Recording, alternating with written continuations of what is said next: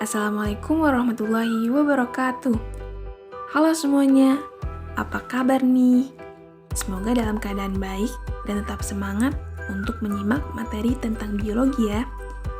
Kali ini kita akan membahas mengenai Pteridophyta atau dikenal dengan tumbuhan paku-pakuan. Eits, jangan salah arti ya. Tumbuhan paku di sini bukan tumbuhan yang ada pakunya kayak gini. Not banget itu ya. Salah ya teman-teman. Sepertinya kalian pernah melihatnya, cuman kalian mungkin kurang tahu itu tumbuhan apa. Nah, kalian bisa lihat foto-foto yang satu ini. Supaya kalian gak penasaran, yuk kita bahas dan cari tahu bersama-sama apa sih Pteridophyta itu atau tumbuhan paku-pakuan. Yuk mari kita simak. Tumbuhan paku-pakuan atau Pteridophyta adalah divisi dari kingdom Plantae yang anggotanya telah memiliki akar, batang, dan daun sejati serta memiliki pembuluh pengangkut. Pteridophyta berasal dari kata pteron yang artinya sayap bulu dan phyton yang artinya tumbuhan. Sehingga Pteridophyta merupakan tumbuhan paku yang tergolong dalam tumbuhan berkormus, bersepora, dan berpembuluh yang paling sederhana.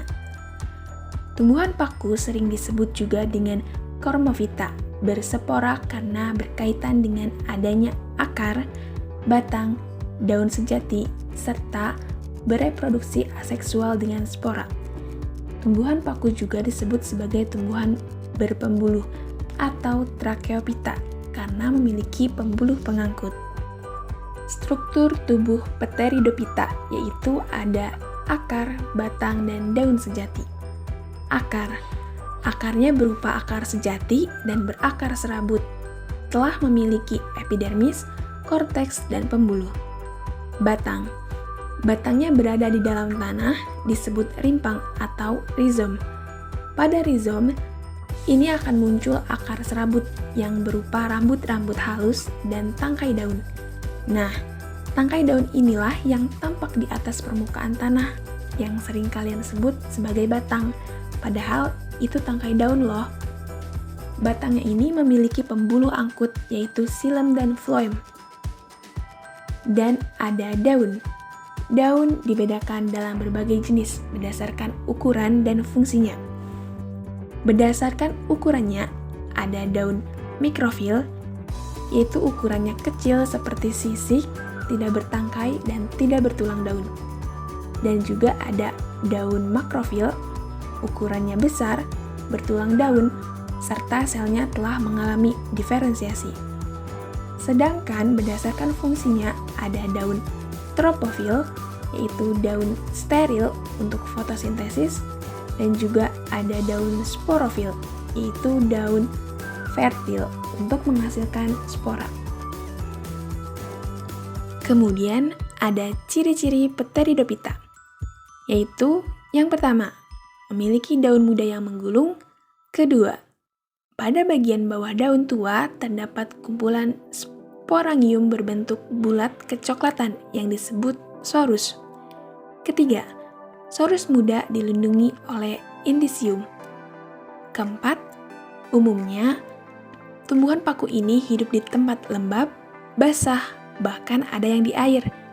Biasanya banyak ditemukan pada saat musim penghujan, menempel pada dinding rumah, menempel pada pohon, dan menyatu dengan lumut dan rerumputan lainnya. Kemudian yang kelima, termasuk golongan Cormophyta berspora.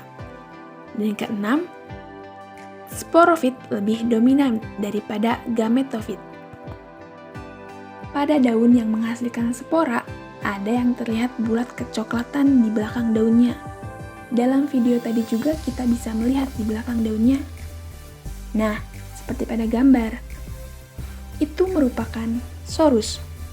Sorus berkaitan dengan dauri hidup tumbuhan paku-pakuan.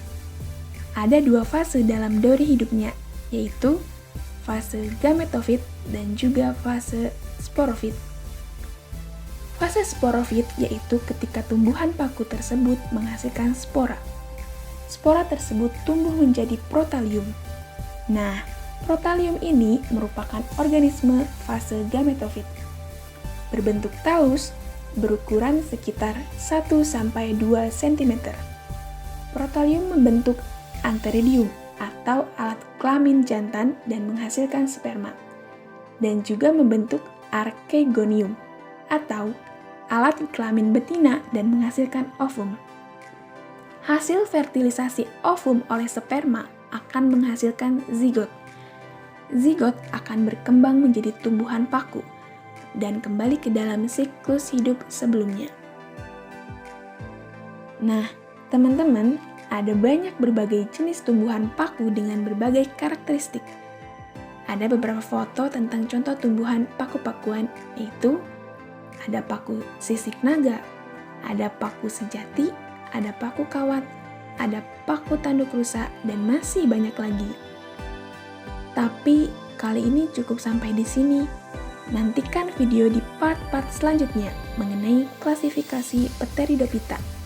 Terima kasih sudah menonton dan menyimak video ini. Semoga bermanfaat. See you next time. Salam lestari, salam biologi.